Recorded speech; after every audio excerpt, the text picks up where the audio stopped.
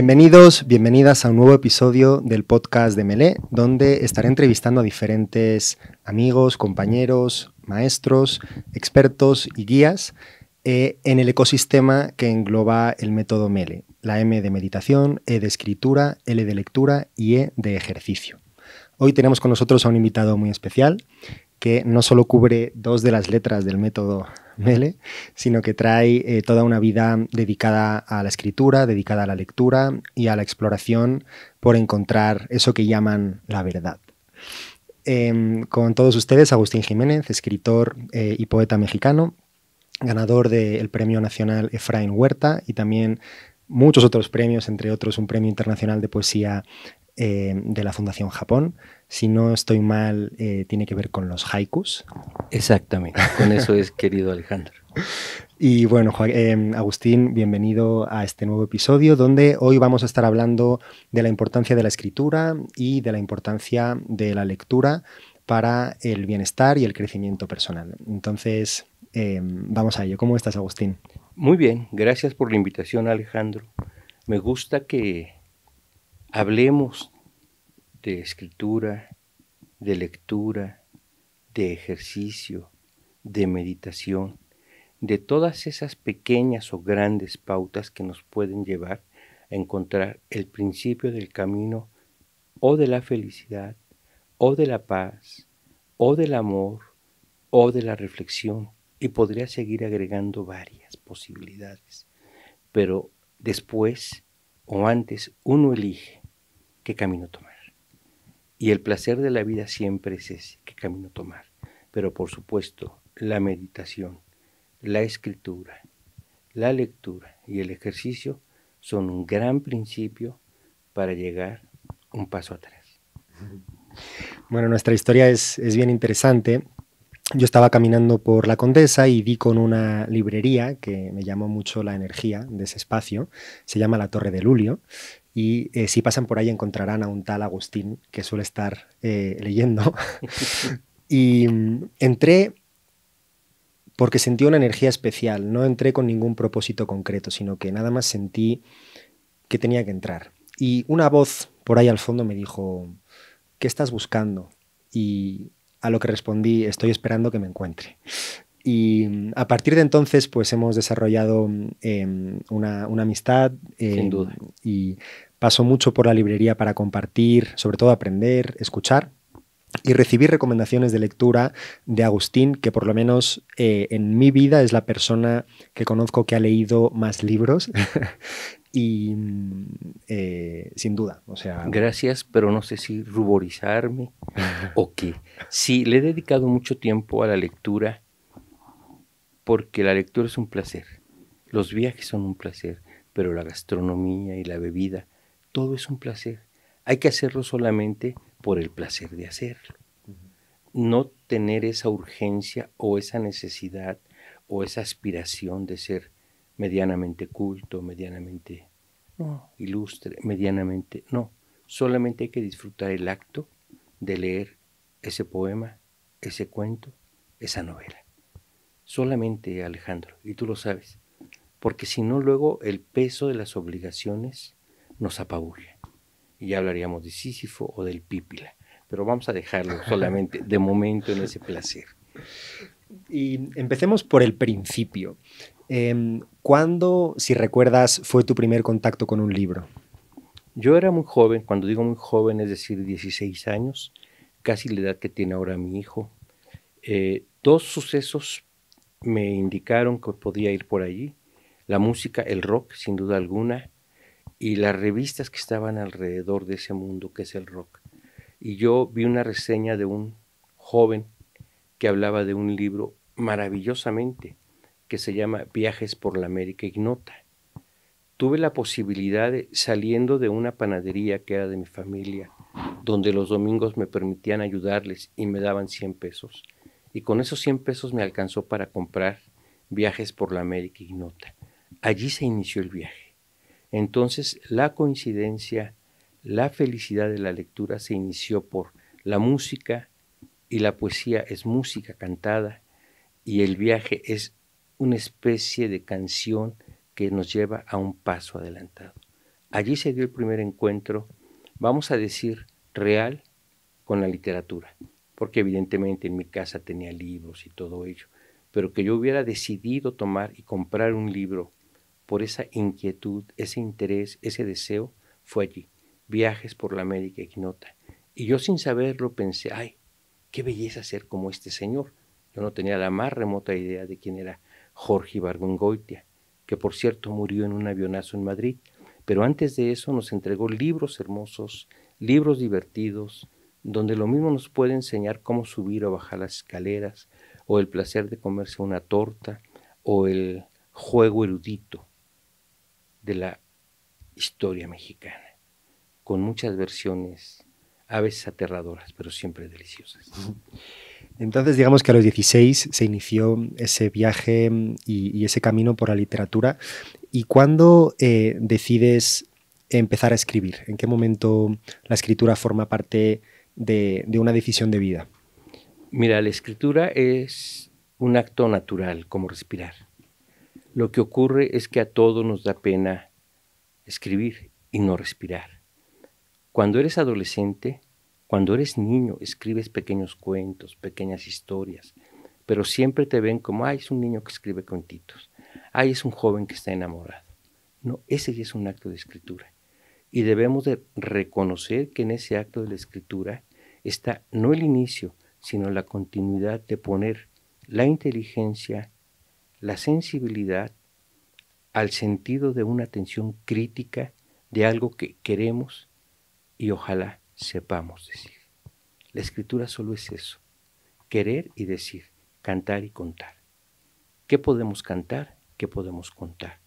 ¿O qué cantamos de mejor manera para contarlo bien? Entonces, a los 16, 17 escribí poemas que yo no sabía que eran poemas y que me daba bochorno mostrarle, evidentemente, a mi familia o a mis amigos. Y a mi hipotética novia menos, porque estaba dedicado a ella. Pero todos tenemos algo similar, es una historia similar. Entonces, el acto de escribir es natural, como respirar, como comer, como viajar, como soñar. Solamente hay que hacerlo. Y en un momento dado, tomar distancia, más que para hacerlo críticamente, para poder mirar con cierta atención lo que uno ha hecho y saber si estamos de acuerdo una semana o un mes después con lo que hicimos. Porque cuando estamos en la emoción natural de la escritura, de inmediato pensamos que somos mínimo Borges y en un descuido Shakespeare, Cervantes. Pero no, sí podemos serlo, pero tengamos ese pequeño atisbo, no de modestia, sino de reconocimiento de que estamos iniciando algo y podemos perfeccionarlo si lo hacemos con frecuencia. Nada más. Creo que tocas un tema importante, ¿no? Y es la frecuencia. Si hoy preguntamos de forma general si una persona completamente aleatoria escribe, te diría, sí, escribo todos los días, me levanto y escribo un correo, escribo un mensaje, pero estamos escribiendo reacción. Por favor, Alejandro, qué bueno que mencionas eso. Eso no es escritura.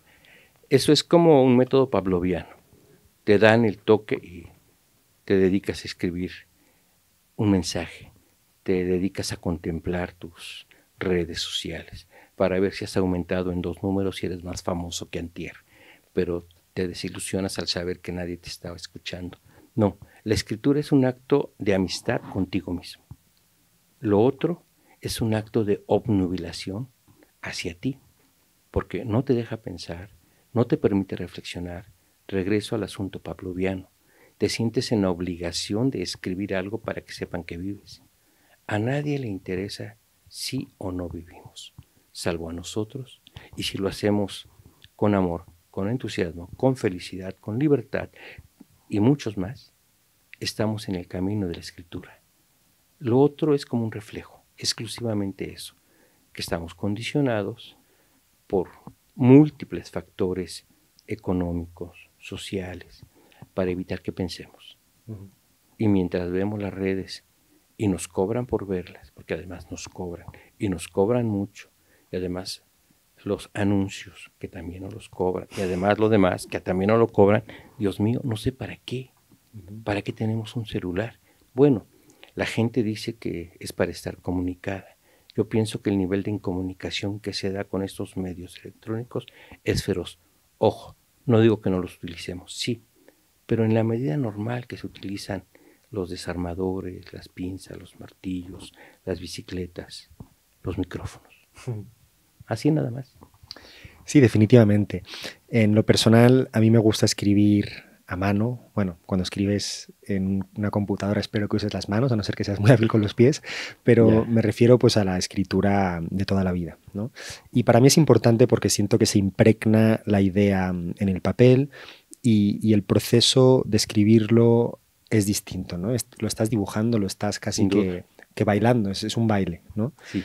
Y independientemente de que los escritores prefieran utilizar una máquina de escribir, un ordenador o escribir a mano, ¿consideras que hay una diferencia entre escribir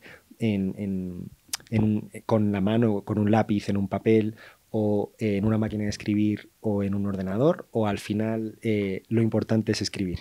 No, lo importante es escribir, pero empiezan los matices y la vida está llena de matices.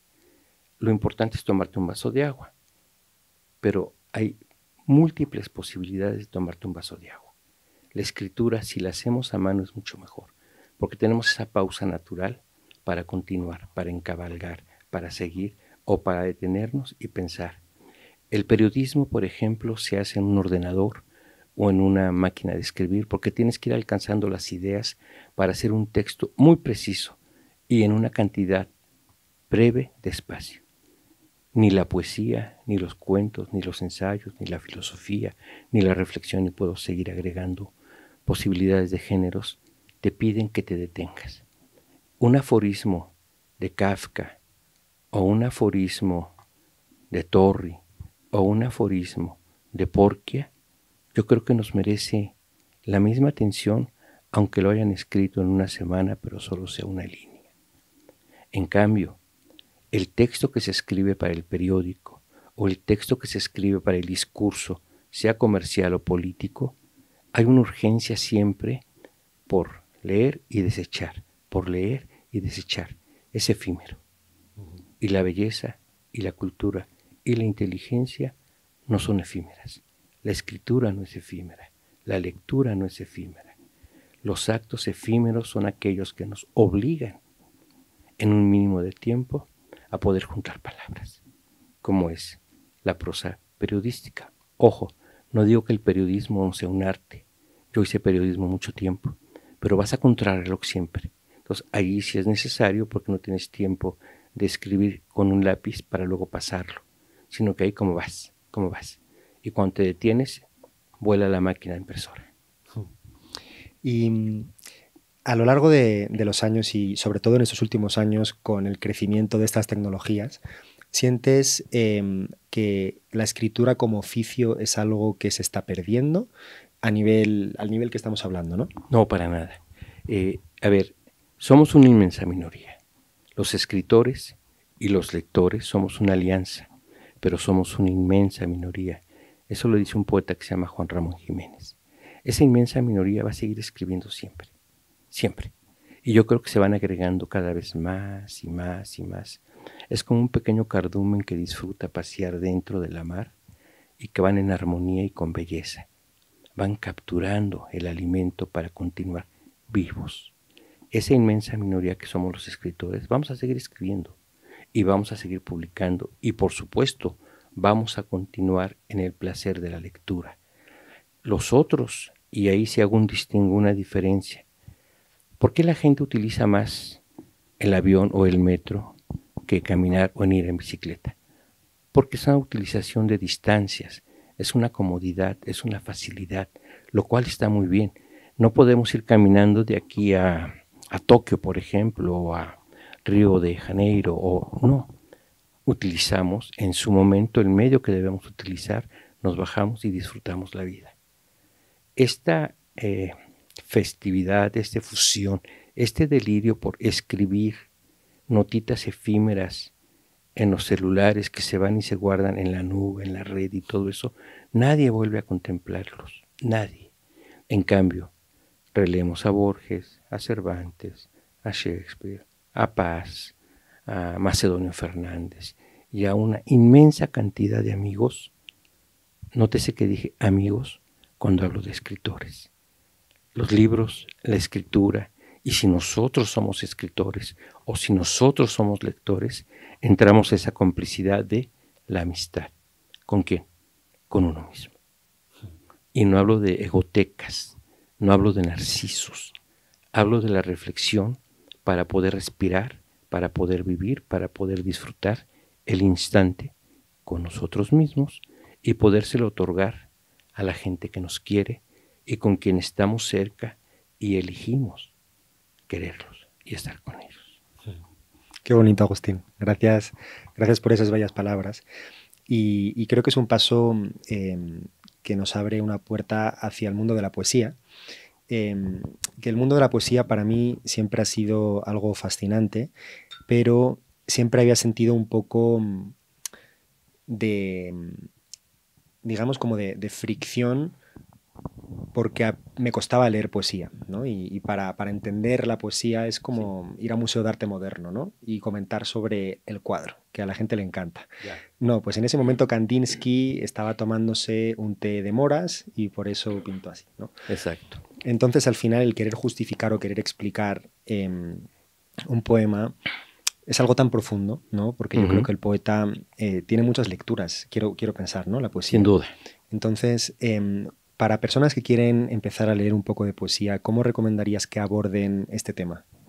Muy sencillo. Tengo una amiga muy querida que está en esa disyuntiva de leer mucho o de escribir mucho, de empezar a escribir o de escribir más.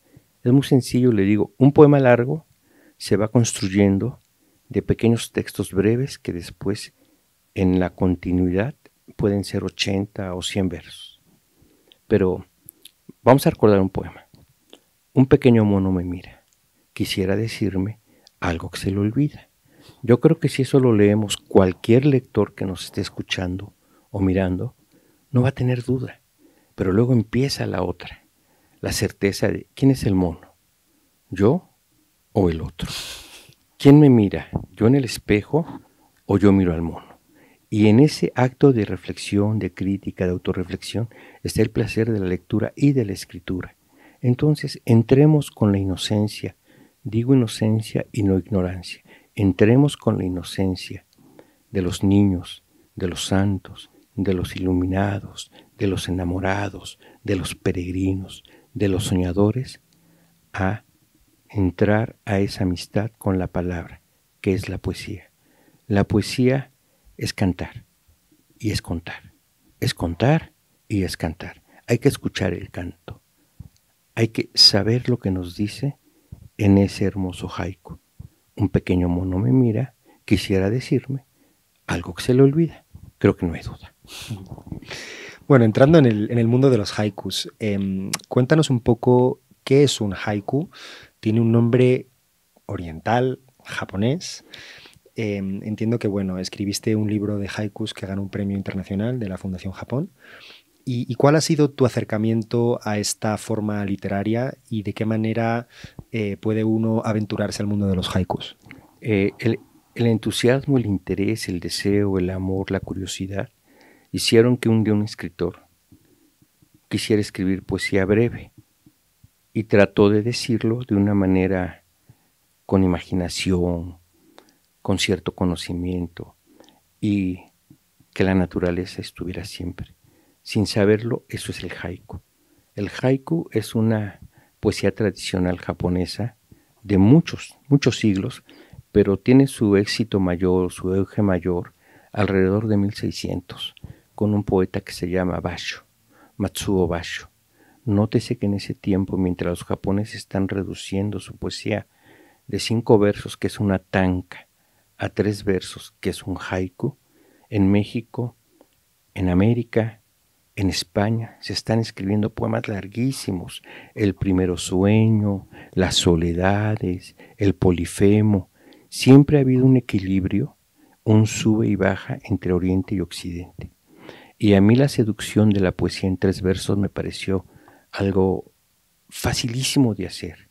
No sabía en la belleza y en la ardua dificultad de alcanzar en 3 versos el equilibrio espiritual como diría un koan, o como diría Buda, o como diría Basho, o como dirían muchos de ellos. Ese es el encanto.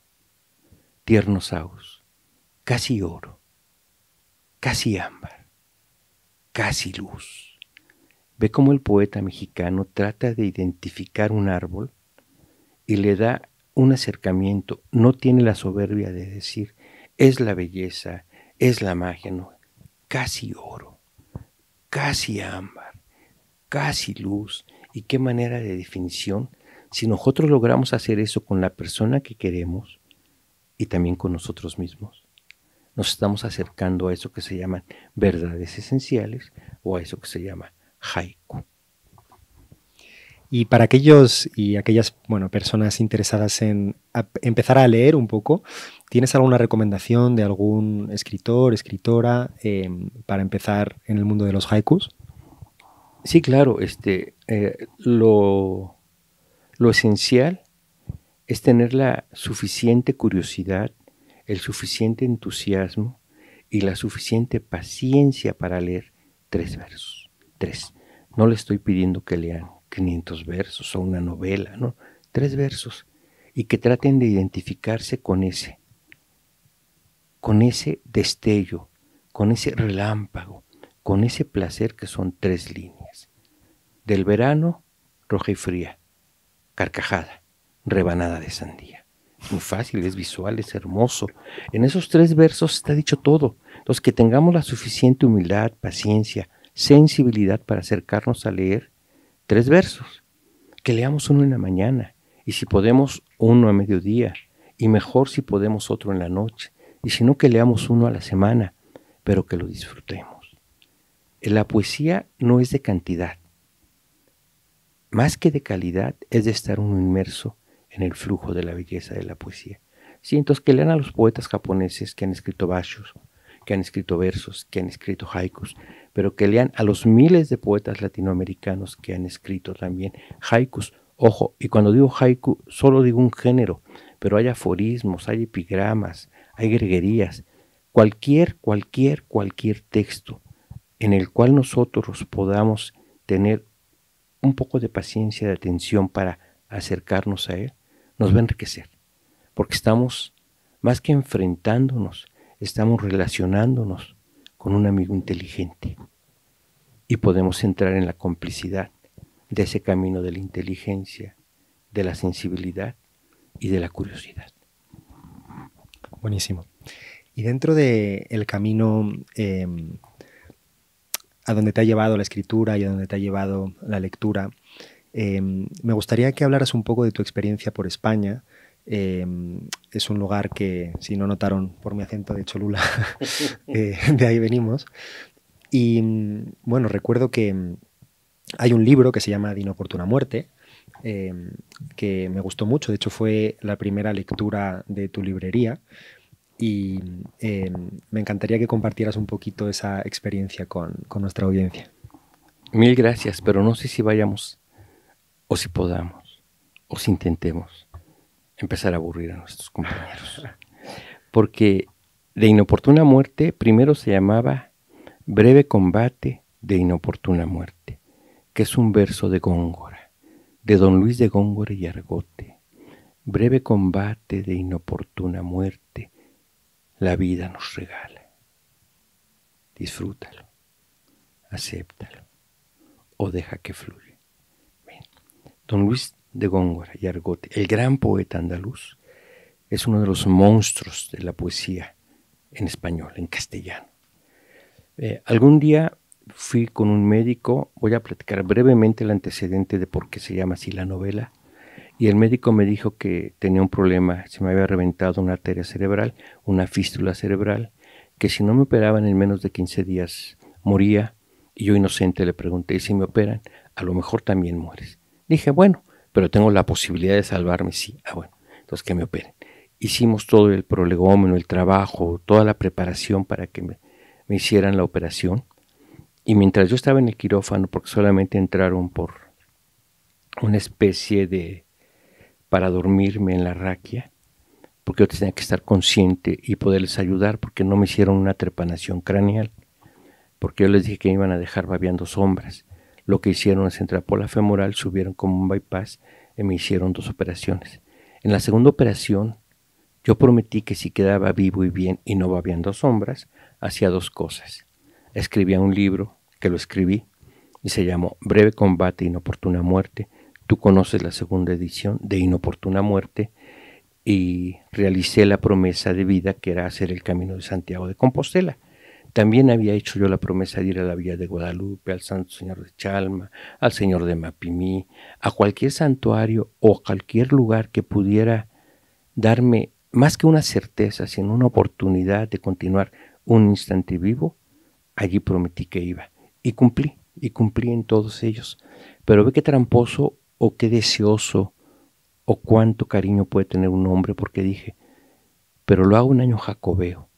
Yo estaba en un quirófano, estaba a punto de morir y todavía mentalmente estaba negociando con Dios que si quedaba bien, hacía el Camino a Santiago de Compostela, lo cual ya hice en año jacobeo, y lo hice el año de 1999, llegué el 25 de julio, caminé un par de meses, y es el placer de cumplir lo que has prometido hacer por placer. Parece una paradoja y siempre hablo de placer, pero es que si no disfrutamos el instante, Goethe lo dice, detente instante, eres tan hermoso. Si no disfrutamos este instante en que estamos platicando tú y yo, Alejandro, y tenemos un grupo de amigos que nos quieren y nos escuchan, algo está mal. Hay que disfrutar este instante. Entonces el libro se fue armando a partir de esa urgencia del escritor por cumplir con un propósito de vida, que era la escritura de un libro. Se hizo, y después por cumplir con la otra parte de el sube y baja de la vida, la balanza, hacer el Camino a Santiago de Compostela, y también se hizo. En ese momento yo sentí que ya había logrado dar el siguiente paso, solamente el siguiente paso. Y es un libro que tuvo la primera edición mucho reconocimiento de los lectores, y un buen amigo en España se enteró del libro y me pidió que lo publicáramos. Y le dije que sí, pero le dije que le iba a agregar una parte más que yo escribí cuando estuve en España, precisamente. Ahí se reúnen los 2 textos, pero me di cuenta que era un texto extraño y tramposo, porque la primera parte se llamaba Breve combate de inoportuna muerte, y la segunda parte se llamaba Extraños conjuros para evitar la muerte. Dije, cuánta mortandad hay en este libro. Entonces rearmé todo eso y lo dejé solo en de inoportuna muerte, porque la muerte está con nosotros cada instante y sabemos que en el siguiente instante se puede aparecer, y nunca hay duda. Como lo dice el dicho mexicano, si te toca, te toca, y si no te toca, pues no te toca, aunque te pongas, no te toca. Entonces allí se fue armando esta fabulación, pero cuando digo fabulación, esta autobiografía, no olvidemos que las autobiografías, las vidas, están armadas por muchísima fantasía. Todo es real. De que iba a morir no hay duda. De que viajé no hay duda. De que ocurrió lo que pasó ahí y que cuento ahí no hay duda. Pero luego depende del oficio de escritor. De saber si dices el placer de la vida o tengo ganas de comer unos tacos de chicharrón, que también es parte del placer. El lenguaje, la utilización de las palabras es lo que le da sentido a la poesía, al ensayo, al teatro y a la novela. Entonces uno solamente va eligiendo, como el pintor que dedica tiempo y elige un color, o lo diluye o elige otro color, o lo borra todo y vuelve a iniciar. El arte es eso, prueba y error. La ciencia, qué casualidad, también es eso, prueba y error. Entonces estamos en esa sensación, y de inoportuna muerte se hizo así. Ya viene otra edición y una traducción, pero es el placer, Alejandro, de poner por escrito, ahora que hablamos en Melé de la escritura, del placer de poner por escrito lo que ocurrió en un momento dado crítico de mi vida, pero también lo que soñaba en ese momento crítico de mi vida, para que fuera como una especie de pequeño gancho o un pequeño, ¿cómo decirlo?, aro cuando el equilibrista no quiere dejarse caer. Más o menos eso es de inoportuna muerte. Bueno, brevemente, tengo por aquí una copia del libro que tiene una Catrina en la portada. Se dice Catrina, ¿no? En México hay algo que a mí la verdad me ha llamado muchísimo la atención y es la relación con la muerte. En España, por ejemplo, pues, y yo creo que en Europa, la muerte siempre es algo triste, es algo lúgubre, es algo que a lo que no se celebra de una forma armoniosa. Ya. Y aquí, en México, el Día de Muertos, sí. La decoración que hay en el cementerio, con esta flor naranja que se llama Cempasúchitl. Hay que tragarse la lengua para pronunciarlo. Sí, Cempasúchitl. Ya.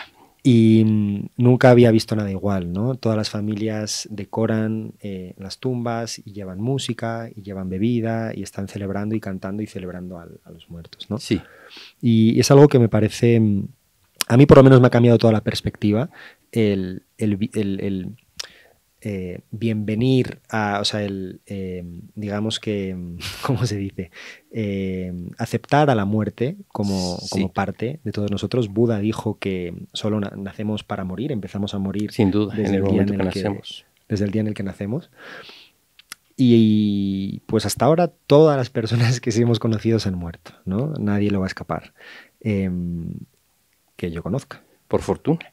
Porque eso te permite que en esa pausa, en ese intervalo, en ese paréntesis, disfrutes la vida a tope. Pero cuando digo disfrutar es amar la vida, gozar la vida. Porque si no nos pasamos el tiempo postergando los sueños, las fantasías, las ilusiones, los deseos. Hay que vivirlo y disfrutarlo a tope. Cada uno en nuestras posibilidades y cada uno en nuestros deseos. Ojo, no estoy queriendo decir que todos seamos viajeros, o seamos pintores, o seamos chefs, o seamos, no sé, diplomáticos, herreros, obreros o panaderos. Hermoso oficio el de herrero. El herrero es el alquimista. El panadero es el que le da de comer al hombre. Y ahí podemos seguir. No, es el placer de hacer. Pero hay algo importante cuando tú mencionas la muerte en México. Y si es la Catrina, es una imagen que hizo famosa José Guadalupe Posada, que es la muerte embellecida para venir a visitarnos.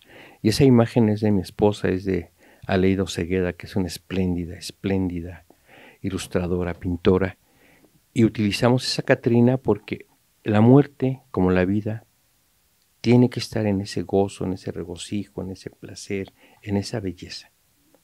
La muerte es parte de la vida.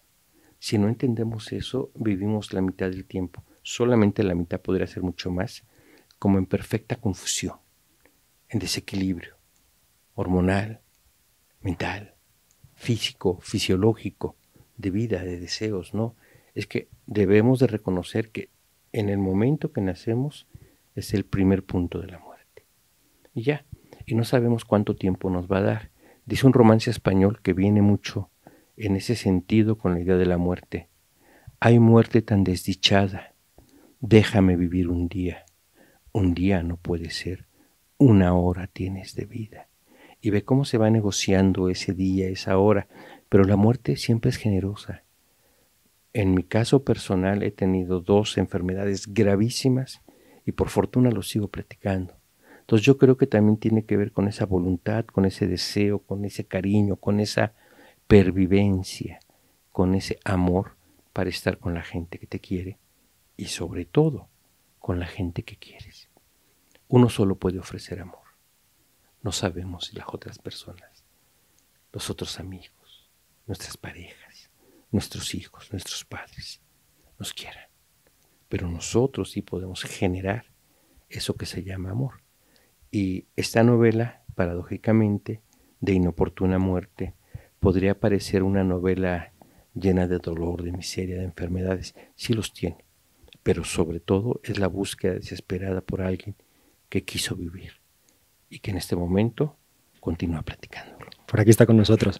Voy a leer un par de anotaciones y de pasajes que rescaté de esta maravillosa Novela que está escrita en una prosa poética, que fue lo primero que me sorprendió. La técnica literaria. Leo. Temprano salir al hospital, al infierno, más florido que no teme ni pide permiso.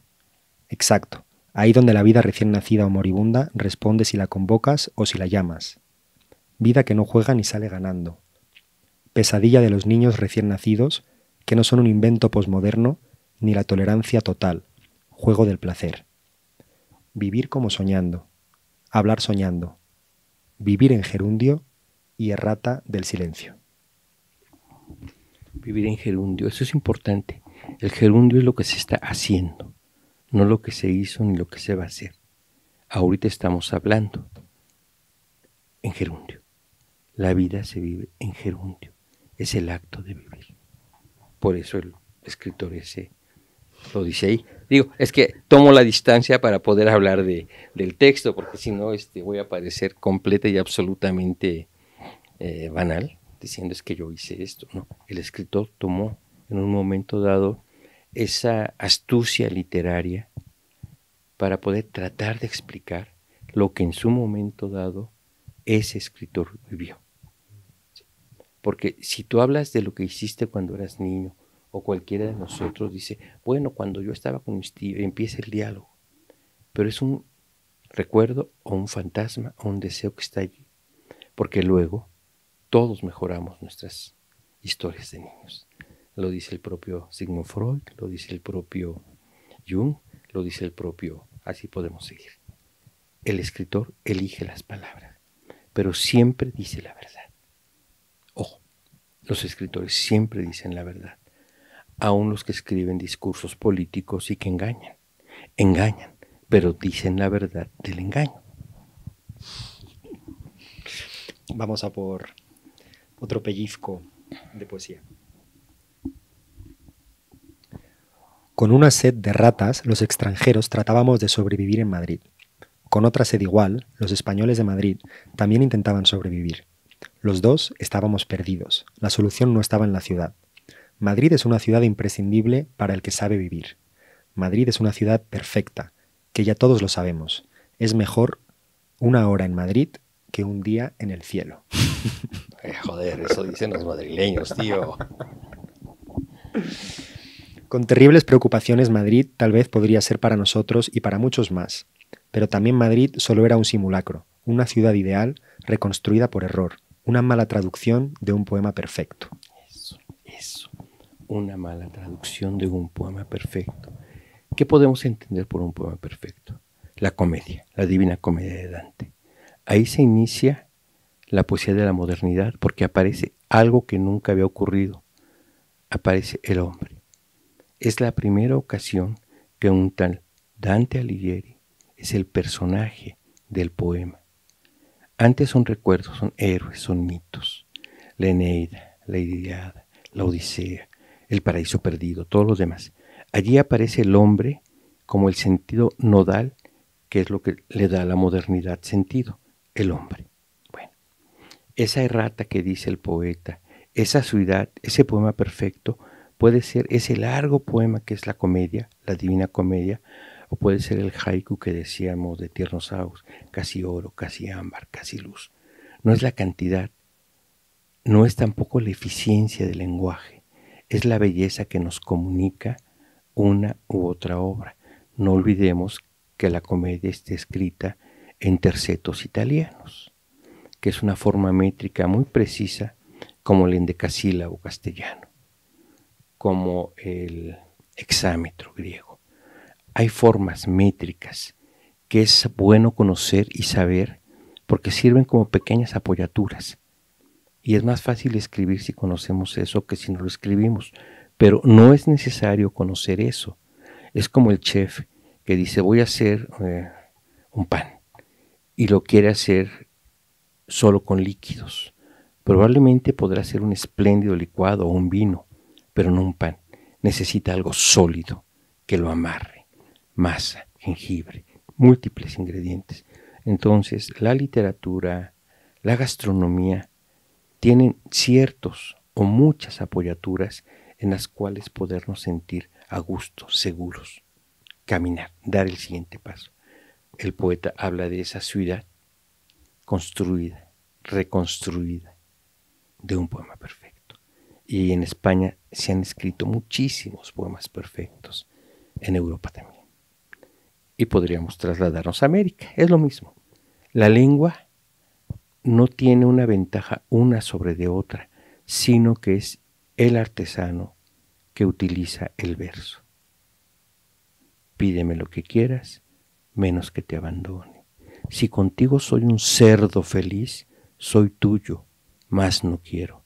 Eso lo dice Gabriel Said y está parafraseando a un poeta que está hablando de Circe, que está hablando de Ulises, cuando va a salir y Ulises le dice a Circe que no lo deje escapar. Entonces la cultura son esas pequeñas piedritas en el camino que cuentan los cuentos de Green para regresar a casa. Es muy sencillo, pero hay que ejercerlo. Si no nos acercamos nunca a un partido de tenis, nunca vas a poder utilizar con cierto decoro la raqueta. Entonces hay que hacerlo. Es tan sencillo como eso. Es como aprender a manejar una bicicleta. Bueno, vamos a leer el tercer comentario. Y esto ya es de la segunda parte, posterior. Entiendo que el anterior creo que también, ¿no? Donde, bueno, fue escrito en Si Madrid. hablo de Madrid, estamos del lado de allá. Estamos del lado de acá allá. Estamos del lado de acá. Pues me llamó mucho la atención esta descripción. Mientras estaba en esa enorme pantomima, una mujer de edad ambigua se acercó y me ofreció un trago que acepté de inmediato, a pesar de que en su cara existía una extraña mirada, una rara luz. De inmediato recordé la greguería de Ramón Gómez de la Serna.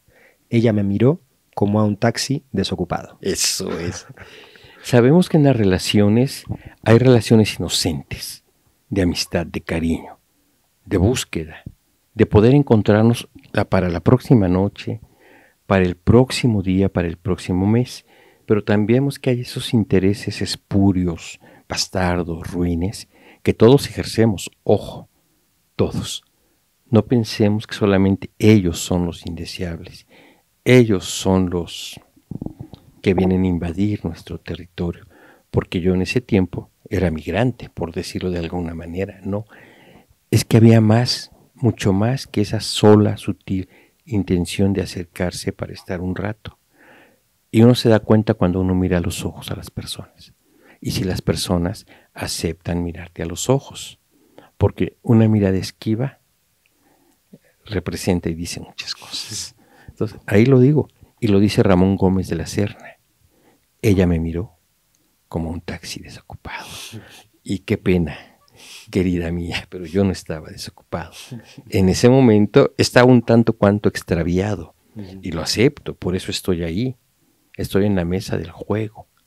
Pero hay una diferencia entre estar desocupado o estar extraviado, o queriendo gozar un momento de la noche.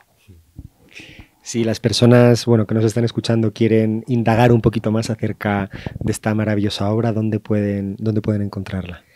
Bueno, yo creo que en La Torre de Luz. Es una novela que se distribuyó en España, que se distribuyó en México, pero ya hay esta segunda edición ya está a punto, o ya se terminó de alguna forma. Yo tengo todavía unos 30 ejemplares, 20, y ya viene una tercera edición, una traducción al francés, que yo no sé cómo le van a hacer, pero lo van a traducir. Entonces, es ese acto, es que este tipo de cuestiones no es fácil. El lenguaje requiere de ciertas pausas, requiere de ciertos tics, el metalenguaje, ese sentido de respiración que decía antes. La lengua es la misma en este mundo, pero cómo la utilizamos es diferente. La canción famosa de Jaime López, del Chichifo y del Sinfacha y de la Talacha Gandaya, en España la toman como una tesis, joder tío, de maestría para saber cuál es el lenguaje de la chilanga banda. Bueno, pero también hay un metalenguaje de los judíos y también de los gitanos y también de los andaluces. Entonces hay que entender esas diferencias, pero hay que también reconocer que todos nos hermanamos. La lengua es un puente, nos lleva. nos trae. Hay que subir al puente y navegarlo. Bien, en la Torre del Lulio pueden encontrar todavía algunos ejemplares de Inoportuna Muerte. Buenísimo. Que está en Fernando Montes de Oca. 38, casi esquina con Atlisco, en la Colonia Condesa. Algunos amigos de aquí la conocen. Buenísimo. Y cuando has estado tan cerca de la muerte y has tenido esa sensación de mortalidad, donde quizás pues sientes que se te escapa el tiempo de vida, decides emprender como este camino por Santiago de Compostela. Primera pregunta, ¿qué te llamó a recorrer ese camino? Y la segunda, ¿qué encontraste? Encontré un segundo más de vida y el camino me lo enseñó, me lo mostró, me abrió por primera vez conocimiento de él, un escritor que se llama Álvaro Cunqueiro, gallego, de Mondoñedo, España, en Lugo, director del Faro de Vigo, un escritor a quien adoro. Uno debe de reconocerse en las otras voces, saber que uno podría o quisiera o desearía ser como ellos. No es fácil querer ser Shakespeare, solo hay uno. No es fácil querer ser Dante, solo hay uno. No es fácil querer ser Cunqueiro, solo hay uno. Pero sí tenemos esa voluntad de deseo de acercarnos a Shakespeare, a Dante o a Cunqueiro, o a Paz, o a Borges, o a Machado. Hay muchos, muchos, muchos. Entonces yo me emocioné con la obra de este escritor y en ese tiempo que yo estaba en crisis de salud, yo leía mucho a Cunqueiro. Yo en ese tiempo coordinaba un suplemento cultural que salía cada domingo y me emocionaba ver el suplemento publicado y alguna vez hice un número especial para Álvaro Cunqueiro como una manera de reconocimiento. Cuando uno quiere, desea, ama a algo o a alguien, en este caso a un escritor, uno quiere demostrarlo, uno quiere mostrarle a sus amigos quién es nuestra amada, quién es nuestro escritor mayor, quién es nuestra afinidad. Y lo hice. Y ve cuánta inocencia hay de mi parte. El suplemento salía en la Ciudad de México, se distribuía por supuesto en todo México. Compré mi ejemplar porque los domingos descansaba en la Ciudad de México. Luego me fui con mi compañera a Cuernavaca y desayuné en las mañanitas. Y antes de entrar compré mi suplemento para ver si era el mismo suplemento. Yo sabía que lo era, pero ese sentido de placer, de gusto, de emoción, y ya me metí muy, muy gozoso de haberle podido dedicar a Álvaro Cunqueiro un suplemento. Bueno, Cunqueiro siempre habla de Galicia. Es un brutal escritor, un magnífico escritor. Y entre las muchas cosas tiene un libro dedicado a Santiago de Compostela. Yo tengo un hijo que se llama Santiago. Yo tengo mucha cercanía con Santiago, con Santiago. Y cuando uno está a un segundo o cree estar a un segundo de morir, tratas, te digo, de tomar el primer escalón al cielo, como diría la canción de Led Zeppelin, para continuar vivo. Por eso hice ese llamado de desesperación a todos los santos tutelares y uno de esos fue Santiago. Y el camino de Santiago es mágico, tiene don de lenguas. O sea, yo iba platicando con japoneses, con noruegos, con gente que no teníamos la más remota idea. Ojo, no hablábamos en inglés, sino que tratábamos de hablar en nuestras lenguas y todos entendíamos y sabíamos, pero por supuesto sabíamos de qué estábamos hablando. Ese sentido de la hermandad del deseo, ese querer llegar a la siguiente meta, porque además el camino no te exige nada. Puedes caminarlo en 2 meses. Yo creo que hay algunos que lo siguen caminando en años. Puedes intentar caminarlo en 15 días. Puedes fingir demencia como Pablo Coelho, irte en avión y decir que ya lo hizo. O sea, fantoche siempre va a haber. Pero es el sentido de tratar de acercarnos con el deseo, con el cariño, con el amor, con la esperanza que uno tiene cuando vas a la villa, cuando vas al Señor de Mapimí, a la Virgen de Lourdes, al Santiago de Compostela, o cuando te acercas a los santuarios de Oriente y también te acercas a los monasterios del Dalai Lama o a la zona de ese camino del corazón que nos enseñan otras gentes. Es querer encontrar un espacio donde estar vivo. Y el camino, per se, por naturaleza, te da ese estar vivo. Y cuando llegas a Santiago, es la certeza de estar en Santiago, en Obradoiro, en una de las catedrales más importantes, no por el sentido artístico o cultural, sino que la denominación de peregrino se da. Los viajeros de la fe que van a Santiago son peregrinos. Los viajeros de la fe que van a Roma son romeros. Los viajeros de la fe que van a Jerusalén son palmeros. Y era tan importante esta designación del peregrino que quedó como el acto del hombre de fe en el mundo occidental judío-cristiano que va a un lugar sagrado en movimiento, en peregrinación. Y fui a Santiago porque sentía que con ese viaje se cerraba un momento de mi vida que por fortuna Santiago, Dios, los médicos y todas las tradiciones prehispánicas a las cuales me acerqué para intentar sobrevivir. Puedo decirte que tomé sangre de zorrillo y té de zorrillo y cosas de esa naturaleza que podríamos decir que son extravagancias. No lo son cuando tienes esa voluntad de fe, esperanza y caridad.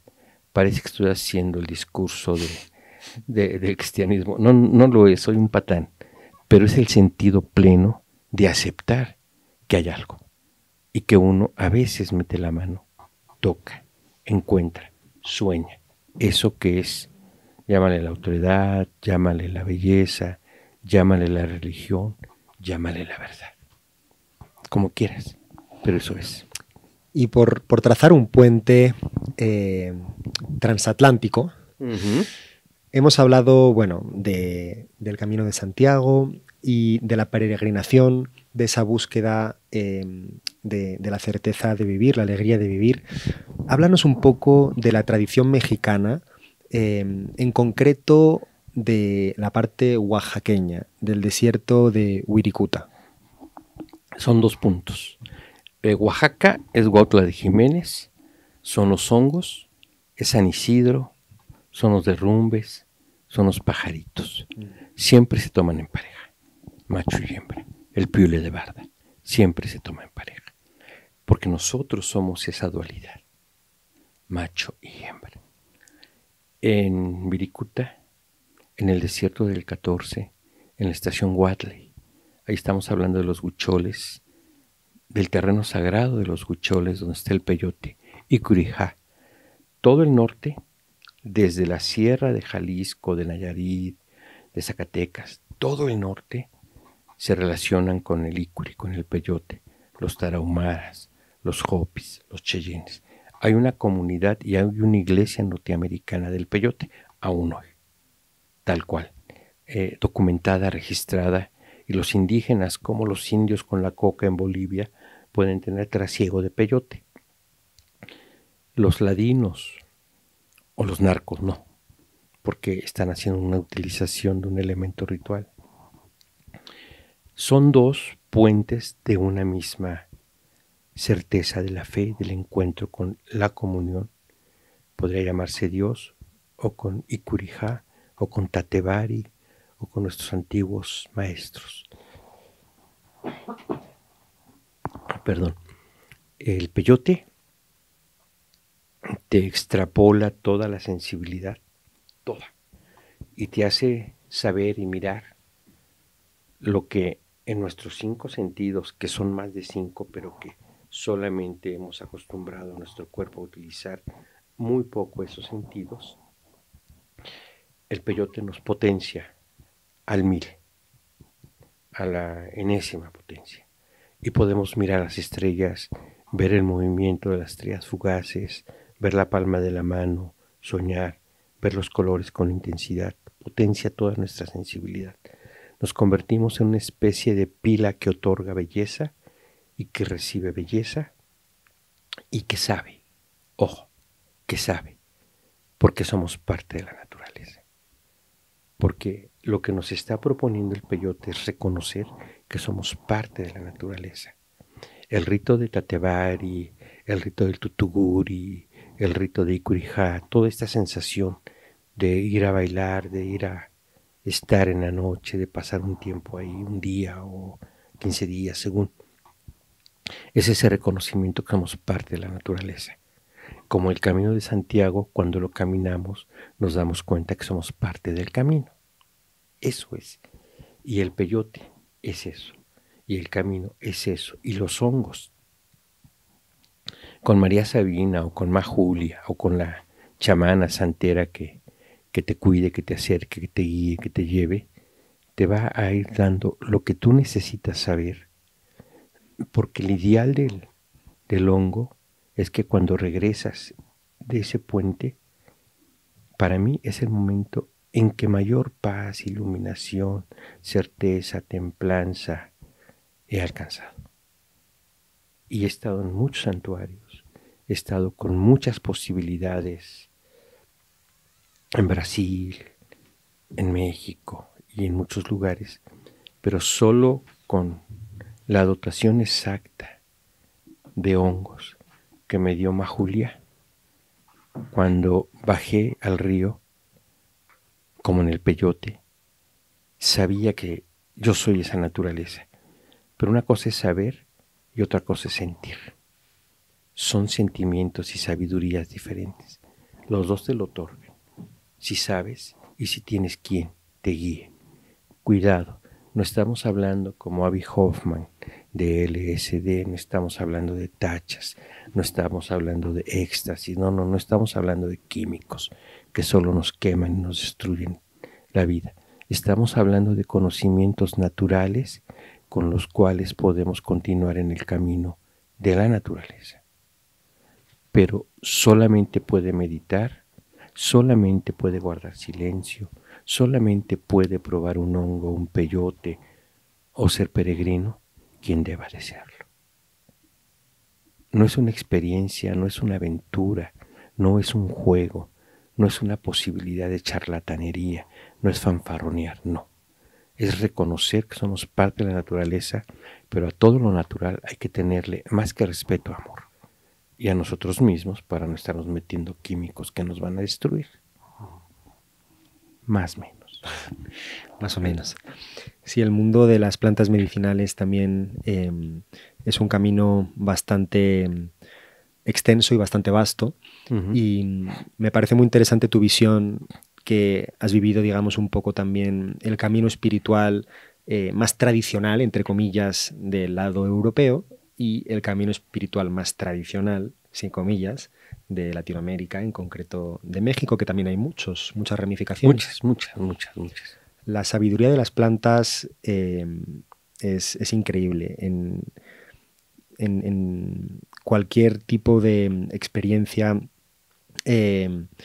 con las plantas, desde la misma marihuana, siento que la comunicación que hay, que es un poco subyacente, siempre termina en el respeto por la naturaleza y por los animales, porque pues somos todos hermanos de un mismo planeta, ¿no? Claro, lo ideal sería que siempre empezara en el reconocimiento de la naturaleza y no que termináramos en eso después de haber cometido una serie de improperios.